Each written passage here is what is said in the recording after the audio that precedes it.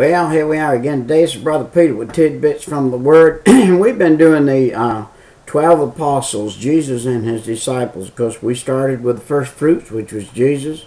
Then there was Peter, Andrew, Thomas, John, Philip, and Bartholomew. And then there was Matthew and James, the son of Alphaeus, and Jude, and Simon the Zealot, and Judas Iscariot, and Paul the Apostle. Now we're today on Simon the Zealot. Now a few times ago I had tried to get a word in my head that I couldn't come up with, and the word was zealot. And I studied that one day. I've taken things as they were, and as I've come through the Bible and been reading, and I'd read something that would trigger a thought in my mind. What does this mean? And the word zealot in that day was a man who is a very good, study it.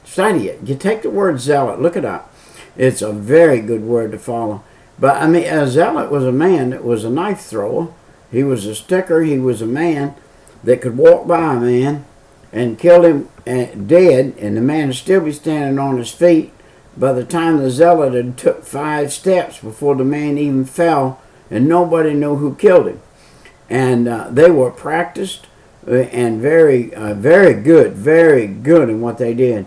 They could open their coats. They wore coats they could open up, and they had every kind of knife under the sun in there, from a great big stiletto or a thing you could cut your head off with in one wick.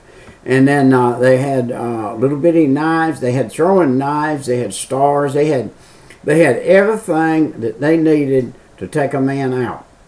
Now, they were like Saul. Saul was taking men out because of the law. And Saul said the law was not to be broken. Well, these zealots were Jewish fellows, and they were against the Roman coming in, and against the Romans sending a high officer over there and try to put the Jews under the Roman tradition. And they were the private fighters of that day. They were dog fighters, if you please. They were the fighters like the Indians were back in the day of tears, when the United States government took all the Indians one time and put them under the rule of the white people and tried to march them all off down to Florida. And that's in the history of the United States that we actually did that. And I know that we have a race out here that the black people fault the white people for them being slaves, when actually the truth of the matter is there were black people over there selling black people to be slaves. But with the Indians, we've had some things in our history too that were bad. But on the other end, at the other end of it is, and that's what I want to get to. I don't want to stir up any kind of trouble here, but I want to say, in the other end of it, Jesus accepted Simon as one of the apostles, just like he's going to. The next guy up is going to be Paul the Apostle. And Jesus accepted him as Samuel. By the way, excuse me, the next guy up is going to be Judas, not Paul. And Jesus accepted Judas, knowing that he was the son of perdition. But let's go on about Simon the Zealot. Not much is said about him in the New Testament. Luke records about him a little bit. Acts calls him the Zealot. Matthew mentions him, and Mark mentions his name as the Canaanian. Now, what was a Canaanian? You remember the Canaanites in the Old Testament back there, who totally, all the time, constantly, all the time that they were in the wilderness, they were plagued by these people called the Canaanites. The Canaanites had a history about them that they killed Jews. They took the skin off them, just like Hitler did. Made lampshades out of the skin. That they did things with human remains that were unheard of, and they were a wicked people, and they did wicked things to human bodies after they were done. Now, he was an Arab, and his name, he was not an Arab, but his Arabic name meant zealot. I can't tell you whether he was an Arab or not. Now, I probably ought to dig in a little deeper and find out whether it was or not. I think he was a radical Jew. I know he was. He was a radical Jew. My mistake in double thinking myself, because I have studied it, and he was a Jew, because he was radically protecting the Jewish people from the Romans coming in. That was his job.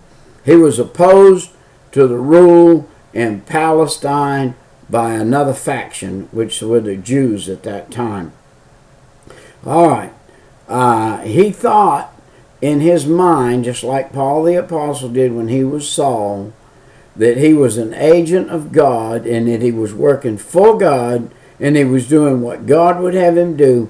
Therefore, he felt like he was righteous in what he was doing against the idolatry and the transgressions of other people breaking the Jewish law.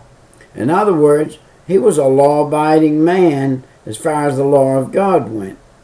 And he attacked even Jews who broke the law as well as the Roman citizens.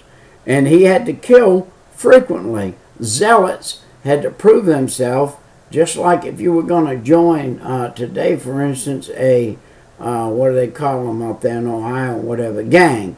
If he was going to join the gang, he had to prove himself. He had to get out there and prove he knew how to kill a man without anybody else knowing he killed him or becoming suspect of that. And so he killed anybody that was in collaboration against the law or in collaboration against the Jews. Now the Zealots were the instigators of the Jewish rebellion against Rome. And they were the instigators of that day. And I love the fact that there's some things said. I have studied some things I won't say on here this morning, because some of the things we study would be controversial, and I may not even should have mentioned the Indians and the black people this morning. But we don't want to stir up controversy here. We're here learning. This is a learning lesson, and we're here teaching. It's that during the next few years of the Jewish control by the Romans, these people, the Zealots, killed those people. And I don't think the word murder ought to be used here, because it wasn't murder to them. To them, it was doing what God said to do, which was to put these people away. Now, let me tell you something. If you name Jesus Christ as your Savior, and somebody came along and killed you, he probably did you a big favor, because he sent you to heaven early.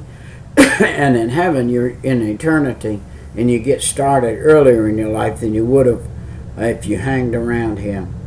All right. All right. It wasn't a moderate rebellion now. It was a real ongoing thing. By the way, there are people over there today who still carry this tradition on. And they have a name too. We don't want to get back in that again either this morning. All right. So tradition has it that as he carried on, we have reliable information that Simon's ministry was a Christian. He was a Christian writer. Identified him as Simon, the son of Celphius, who, according to the historians, succeeded James and was head of the church in Jerusalem. And Eastern tradition has him held in martyrdom with Jude in Persia. That he was martyred along with Jude in Persia, and that's where he ended up, in Persia, being a Persian preacher in Persia, which was necessary. Now you know that these disciples, the 12 of them, carried all throughout the whole known world of that area in that day, carried the gospel to everybody, knowing that if they went to those places, they probably would be put to death. Now, if Simon went to Persia, he knows in Persia they were not going to accept Jesus Christ as their Lord and Savior without resistance. And the resistance was resistance unto death. Now, this has been Brother Peter, Tidbits of the Word. I want to hit on something for you this morning. I did not get where I am spiritually or knowledgeably by doing it myself. I had to get in the Word and have God teach me.